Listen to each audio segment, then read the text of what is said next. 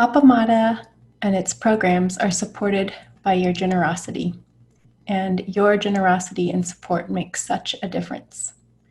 You can find a link for contributions on the website at appamada.org. Thank you.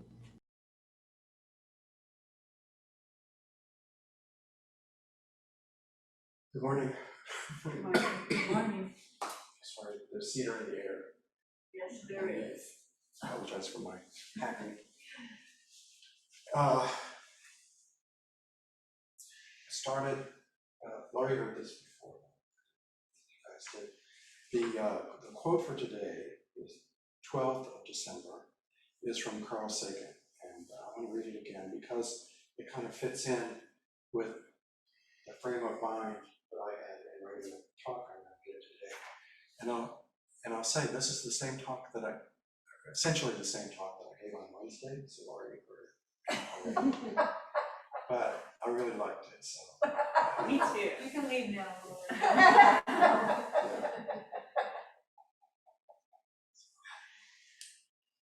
Carl Sagan wrote or said at some point, "We all have a thirst for wonder. It is a deeply human quality. Science and religion are both bound up with it." What I'm saying is, you don't have to make up stories. You don't have to exaggerate. There's wonder and awe enough in the real world. Nature's a lot better at inventing wonders than we are.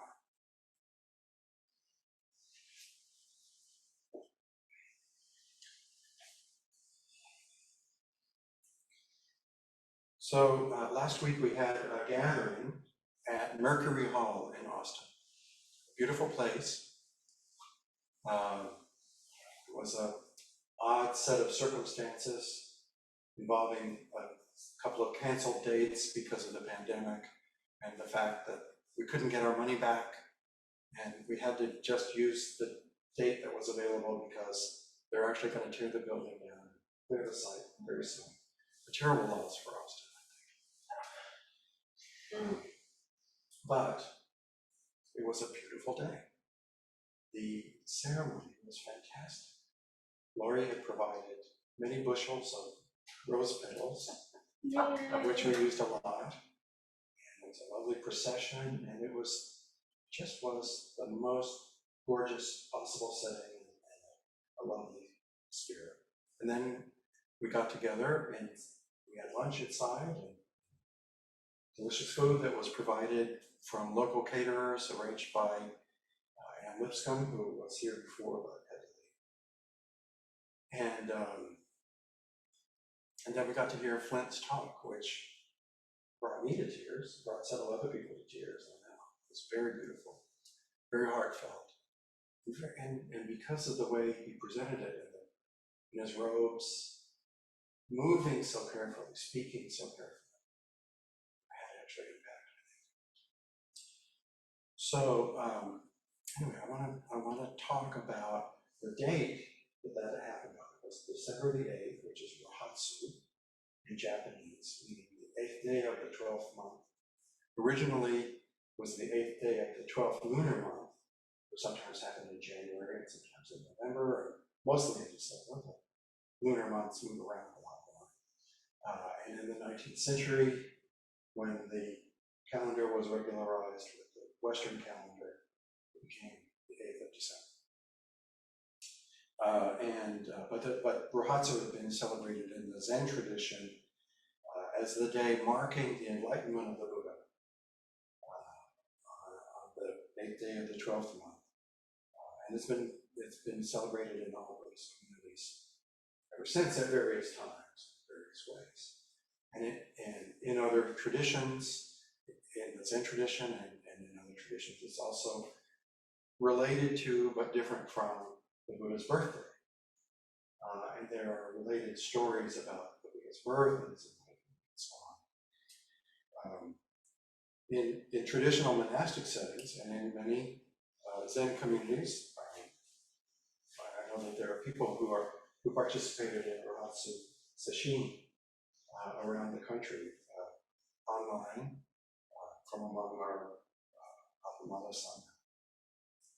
It's usually celebrated with a week-long sesshin, during which evening sittings gradually become longer until the last night, once it's all through the night if you can, which is, of course, a recapitulation of the story of the Buddha. He sat through the night.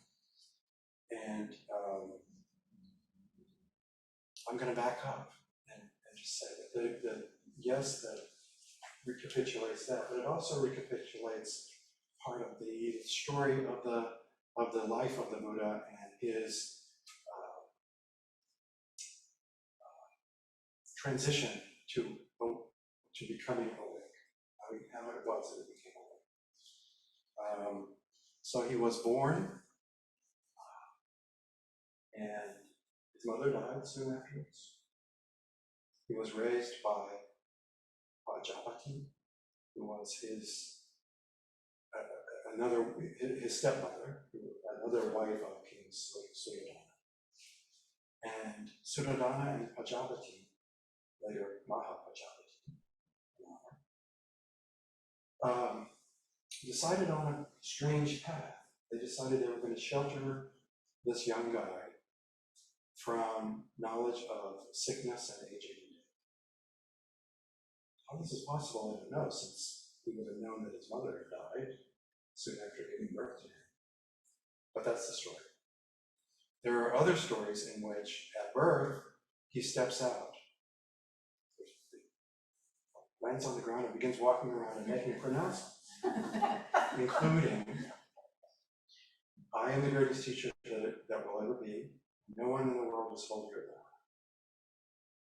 At birth. Didn't have to learn how to talk.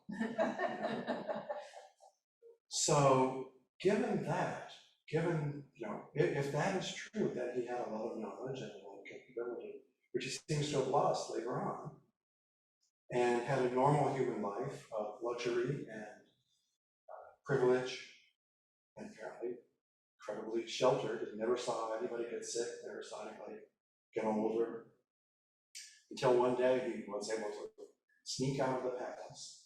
He was a young man, nearly 30 at this time. And in some versions of the story, he has a wife and a child. But he sneaks out of the palace and he has a series of encounters. He sees a sick person, he sees an old person, he sees a corpse. And these are so shocking to him that he does what a lot of people at that time did, and he leaves his home. He adopts a life of homelessness to embrace a path of wandering and poverty and serious examination of the qualities of the human life, with a goal of overcoming sickness and aging. He was determined to find a key that could end suffering. He then went on and studied with various teachers, and as part of the process, he explored various privations and ascetic practices, starving himself, restricting the amount of water he could do, doing intense yogic practices, metaphorically warring against his body and mind. And these practices eventually brought him right to the brink of death. He literally fell over in a ditch, almost dead, when a young woman stopped and offered him some food. At this point, he decided, maybe this is not the right path. He had not found the answer that he was looking for. And he said, but he was absolutely convinced and determined that there was a way, that he would find it. He had enough confidence to find it. So he decided to sit in meditation until the answer came. And the story is that he sat under a Bodhi tree. Well, a Bodhi tree is a variety, Bodhi means enlightenment, but the type of tree under which he was sitting is a kind of a fig tree. In fact, it's a very strange tree. It's a banyan fig tree, which is a variety of what they call strangler figs. So it not only it has a central trunk, but then it puts down roots from its branches that go into the ground, and it puts up shoots from its roots that come up. So one tree becomes a whole forest. And so to be sitting under a Bodhi tree is not like sitting under an oak tree. You're in a grove, all by just that one tree is one entity is providing this whole continuum. So recently I offered a weekend retreat with Todd, and we talked about koans, and we read the book Nothing is Hidden by Barry Magic. And his argument is that nothing is hidden in koans.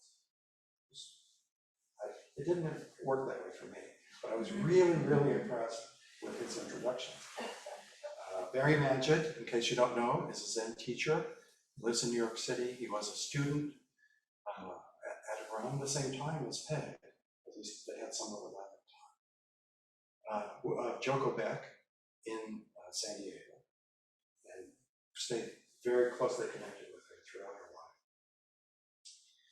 life. And so Barry Magid, in his introduction to the book, Nothing is Hidden, writes, the brief story of Shakyamuni Buddha's life in the transmission of a lamp. He's quoting from a particular source used by the Zen tradition, the Chinese and Japanese ancestors. This brief story is a mixture of parable and hagiography, I'm not sure how it's pronounced. That is a story of a holy person, about how holy they are. And from it, it is difficult to glean more than a glimpse of the person who became known as the Buddha. The mythological quality of what passed for biography in those days is exemplified by the baby who proclaims immediately at birth, in the heavens above and in the four quarters of the earth, there is none holier than I. Actually, I can imagine a little baby boy having that thought. There's a certain glorious ego. So Magid writes, talking about the tales of the ascetic practices in the ancient literature about the Buddhist life, it says, there's not much in this part of the story that I can identify with or would care to emulate. That's funny. There's a Zen teacher saying, I don't really like all these stories about struggling against yourself and overcoming your desires. He says, I wouldn't care to emulate that. Long ago, I intuited that whatever is there to realize about life and death is something that is hidden in plain sight. We struggle to accept the truth that has been there right before our eyes all along. Before setting out on this journey of discovery, the young Prince Siddhartha is said to have looked upon old age, sickness, and death for the first time and been shaken to his core, saying to himself that those things, quote, must ultimately be rejected, end quote. And yet, Barry Magid goes on, after all those years of struggle, the essence of the Buddha's realization was precisely that old age, sickness, and death are inescapable, and that impermanence is the most fundamental thing, not only about our human lives, but about everything in the universe. The intensity of the Buddha's practice was proportionate to his resistance to this basic fact, and the depth of his realization corresponded to the thoroughness of his ultimate acceptance of what had been so utterly unacceptable when he first set out. So in the traditional stories about Rohatsu, there's also lots of mythological overlay that comes into play. Mara, the embodiment or avatar of all the attractions of the world and all the things that lead to delusion and ignorance, comes and tries to get the Buddha down. He sends waves of beautiful women. He sends threatening armies and other temptations to try and get him to give up. And finally, Mara comes and asks, who are you to think that you can solve this problem? What gives you the right to think that you can do this? And in the famous story, the Buddha simply reaches down and touches the earth, invoking perhaps the earth goddess, or perhaps the basic connection with all of life, with the whole universe that he has found in just the way that Gary mentioned has described. That impermanence is fundamental, that we are all absolutely connected through that. And then there's a version of the story in which that doesn't happen, but the Buddha, just before dawn, the morning star, which is of course a planet, Venus, the morning star rises, and the Buddha looks out and says something like, "I am that." Or, as it's presented by the modern Japanese teacher Shoda Harada, who Gary Magid admires, he says, Harada's version, in that version, Shakyamuni looks up at the morning star and says simply, "That's me." Gary Magid again, maybe when you hear the phrase, "That's me," you imagine the Buddha proclaiming his oneness, whatever you imagine that is, with the star and everything in the universe. Magid says, "I have a different reaction. I imagine him sitting under the tree after all those years of struggling to master his body and mind, struggling to master the secret of life and death. Suddenly he looks at the star twinkling in the sky and realizes the star has not struggled at all in order to be just what it is, to be perfect, just as it is. He thought, I too am just what I am. I'm exactly like that star, manifesting my nature perfectly moment after moment. And everything in the world, like me, like the star, is fully, perfectly expressing its own nature. Everything in this moment is a Buddha, a perfectly realized being. What a shame not to realize it.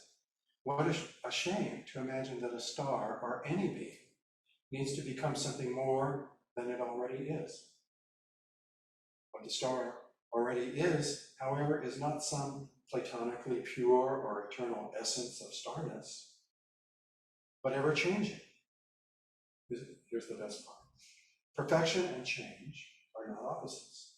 They turn out to be synonyms. Not only don't we have to change in order to become perfect, that is, in order to become perfect, we don't have to change. Our perfection manifests moment after moment in change itself. The Theravadan teacher Sharon Salzberg has written a good deal along the same lines. And she says that when she takes refuge in the Buddha, what she means is that she's taking refuge in the knowledge of our shared humanity, that we, like the Buddha, are humans, and that we can have confidence in our ability with our whole being to realize ourselves in a way that is awake, that extends all the qualities of awakeness to our relationships with everyone we know and all the rest of the world. As Dogen writes in the Eihe Koso Hotsuganma, Buddhas and ancestors of old were like us. We in the future shall be Buddhas and ancestors. Revering Buddhas and ancestors, we are one Buddha.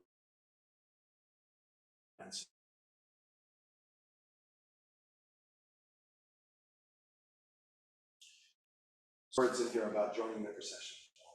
Let's get that. But you might want to look up at the next, when you see the evening star tonight, at sunset, some morning, and consider saying what the Buddha said. That's me.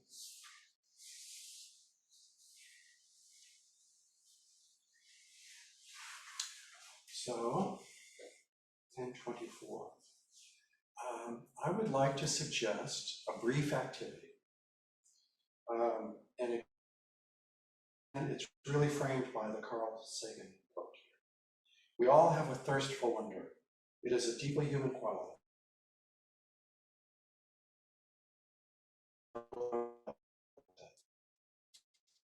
Saying is, you don't have to stories up.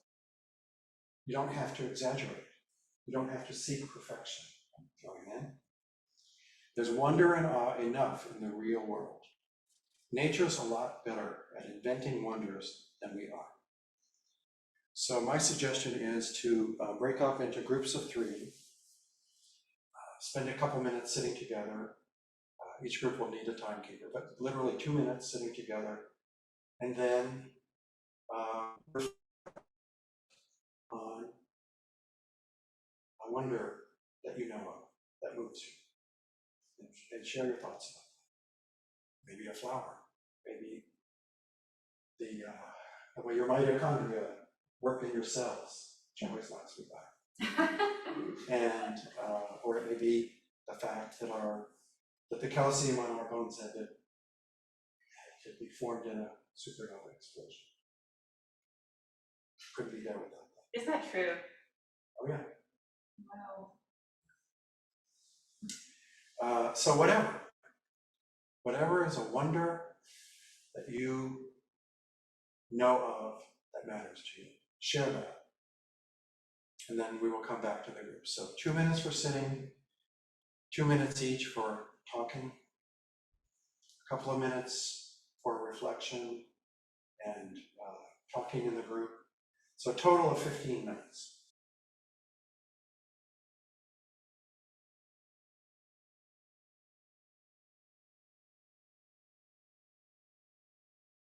Well, welcome back from the breakout room. Could we have a couple minutes for discussion? You're the boss. So, okay. So if there's anything that anyone would like to share from what they shared in the breakout room or noticed, that'd be good. I'd love to hear it. We had a wonderful talk here.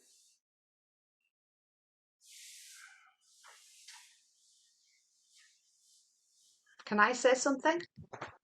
Yes. Hi, Maria. Hi.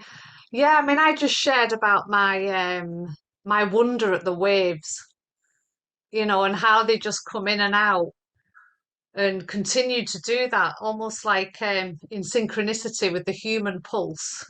It's like I'll go to the beach and it doesn't draw me in. It's more like we just meet each other and become still together in that rhythm.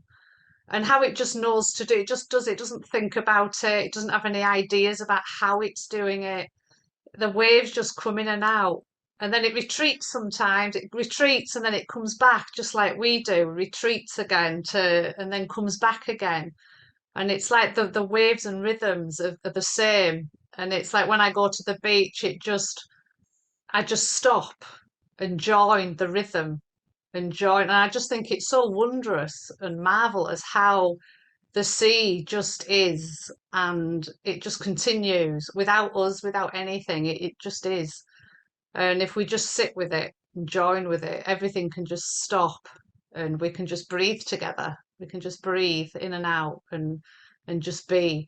And that's where I go. I'm surrounded by 3 beaches, 10 minutes every direction from me. So I'll just go to a beach and sit whenever I feel that kind of wanting to meet it and just be still, because sometimes there's a resistance to be still, or to take that 20 minutes in the garden, or and kind of noticing that resistance to being still sometimes, but making myself do it even though there's a resistance, but just noticing and keeping an eye on that resistance that can keep me busy if I'm not careful, and really taking time to go to the beach or sit in my yard, and that the birds on the roofs and the sea and the waves remind me to just join them, just be, like Peg would say, be that peach on the tree.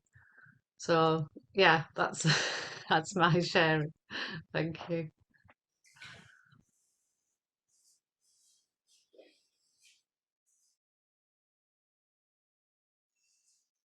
I think Joan would like to say something.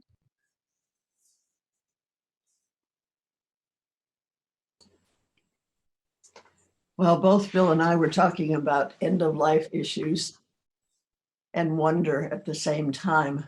Partly I was talking about a friend of ours who's 99 in the healthcare where we live. And we saw the doctor trying to urge her to drink some stuff so she'd gain some weight.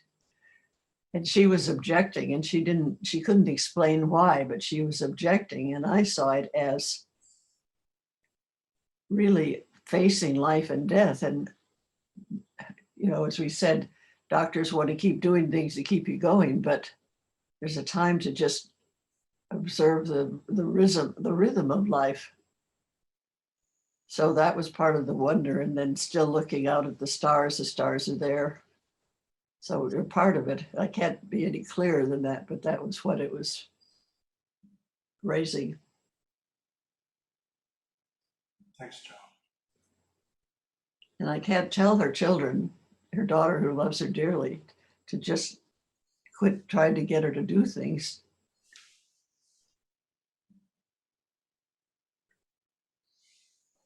My first wonder was how we get connected. Who comes into our breakout room?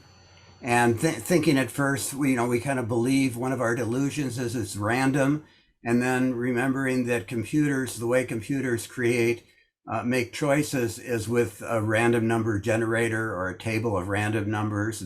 And when I taught at SMU, there was a book of random numbers in the library, and it was one of my favorite books, and it was just a table. I'm looking at the floor in the Zendo right now, and our delusion is that all these different patterns are random, where really there's causes and conditions to create every board that's there. Either it's a good season or a bad season, or a tornado came through, or all kinds of things, but it's all there on the floor. So that there really isn't any random stuff. The stuff Maria talked about in terms of the moon, in terms of the tides, some say is because of the moon. I'm not quite sure the connection, but supposedly the tides and the moons have some connection, but they're certainly not random the way but we look at them and we can't understand the pattern. So that's interesting. Okay, that's it. My wonder.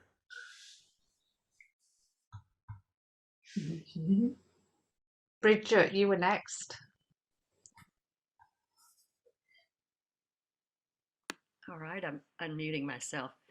Well, both Kathy and I noticed the pattern of the light coming through the window and on the floor of the Zendo. And in our discussion, we spoke about the things of wonder. I noticed trees being pushed by the wind, and because the underside of the leaves of the sycamores is more white, you see this remarkable pattern in a place where I go walking.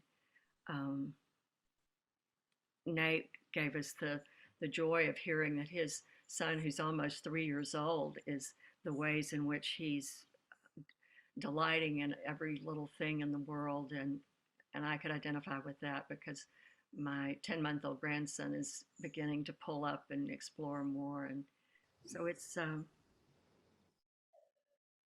all there if we take the time to look and see. We were talking about how our conditioning makes it hard not to see ourselves as our perfection is already manifest moment by moment. We don't need to change because that's something I do resist. So it felt good to be with them. And, we all struggle to accept the truth that's been there all along, but it's helpful when we finally recognize it. So that's my thoughts.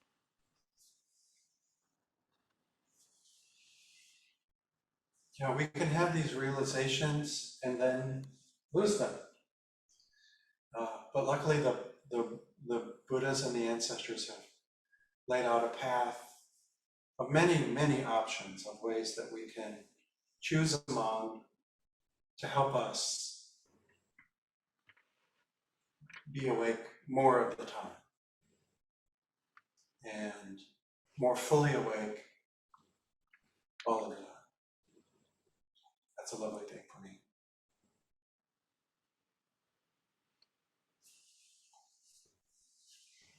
Well, let's close. I'm sorry, is there a? Yeah, Rosemary. Rosemary's, pardon me, I couldn't see. Okay, that's okay. Yeah, so well, I just had one that came up just at this moment, and that was for this path that we're on.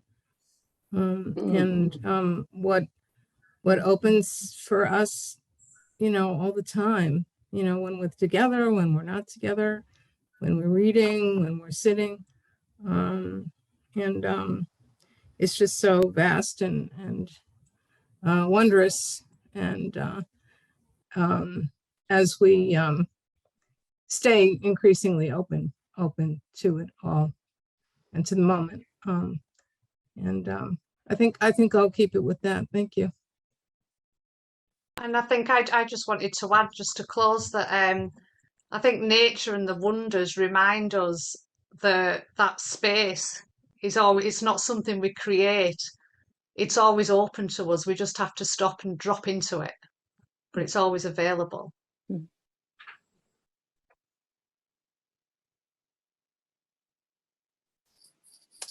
Yeah.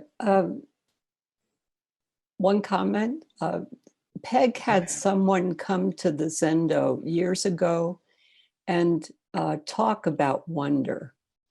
And he has, at that time, a child of about 4, a daughter, and they named her Wonder. And I'm wondering if anyone remembers who that was that came, because I can't remember his name. Nope. Thank you. I'll ask Peg. All right, well, let's close. Thank you so much for sharing and for your presence and your wonderful open hearts.